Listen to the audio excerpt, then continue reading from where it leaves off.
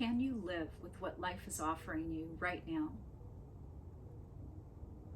Because honestly, it's just going to be like this for now.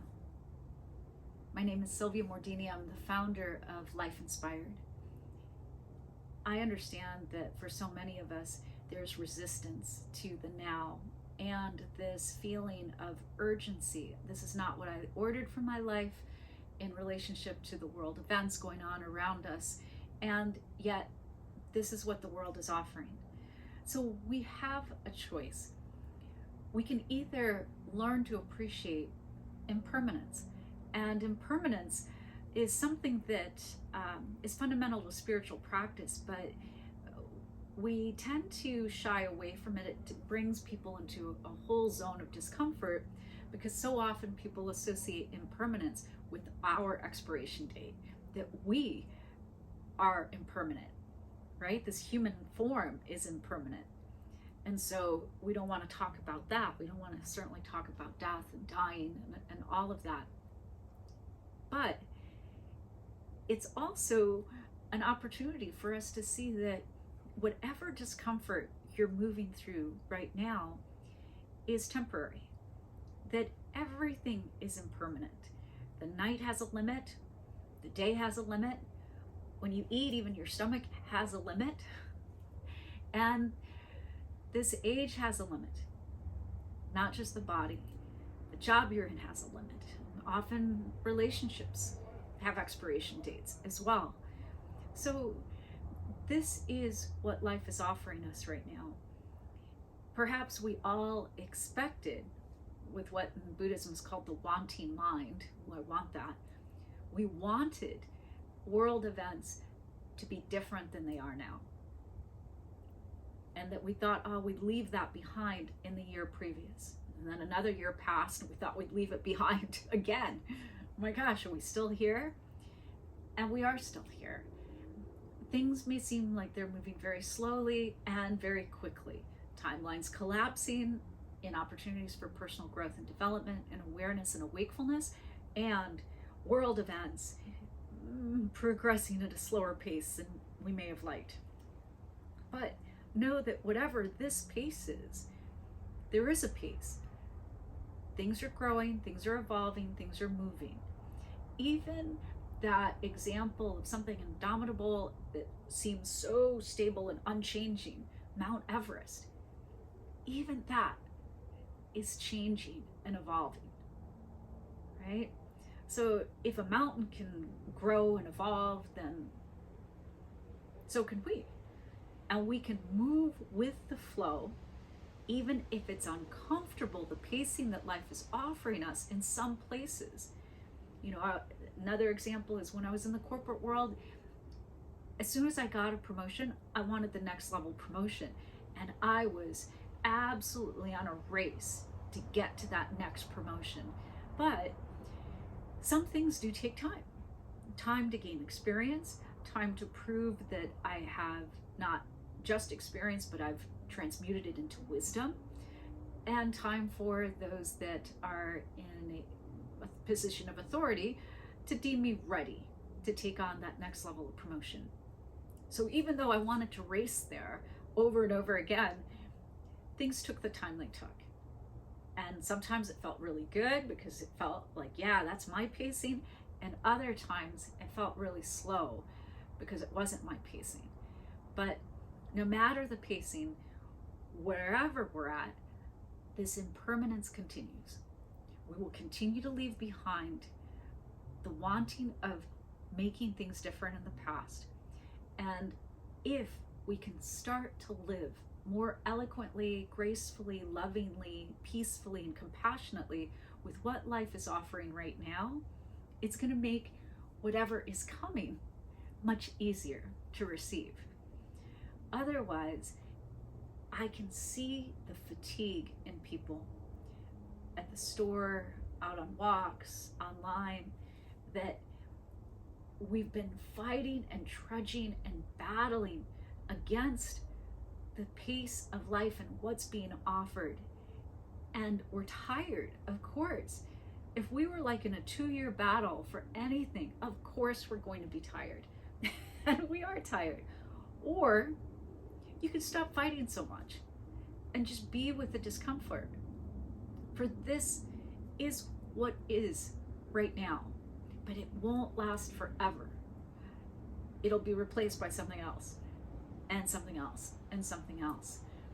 So impermanence, the understanding that everything is temporary, is such a powerful lesson for all of us. But I think it's even more powerful today than at any other point, because we have so much that is evolving around us that's out of our control. And when we look back on it, when we look back through the lens of history and time, we will see that those of us that were around in this epic period, this historical moment, we were doing the very best we could with the little knowledge that we have. And we were leaving behind some old ways that we'd outgrown for this next evolution for humankind. And whether it's how we incorporate technology more so into our lives, and how we use technology to connect with other humans like this right now, it'll be a pivotal moment in history. And it will show that those that were able to lessen the resistance and the fight against the timings of these changes will make it out to the other side more peacefully and with less stress and with less anxiety. So if you're feeling overwhelmed, practice a simple breathing technique. As you inhale, be aware of everything coming in full of possibility. As you exhale, exhale any attachment to the timings. Inhale all that you're manifesting and that you desire, and exhale any attachment to when it should happen.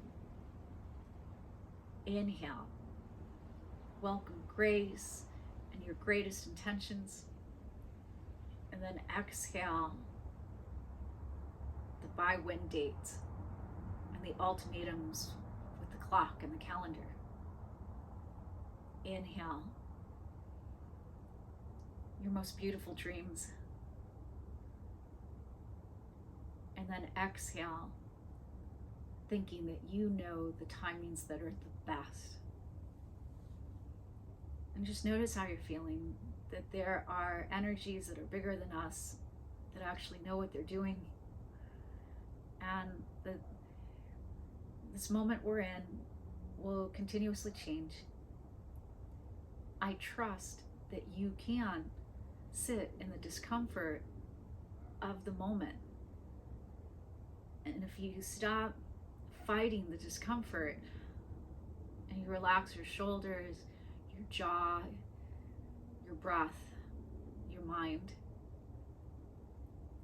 that we'll be able to move through this. I know that you can sit with what life is offering right now. I know you can. I know you can. I just want you to believe that you can. And the best way to do so is to just try. And so find something little, some easeful way of something that makes you feel a little uncomfortable, not to the extremes. And try to experience that. Whether it's a difficult conversation, an uncomfortable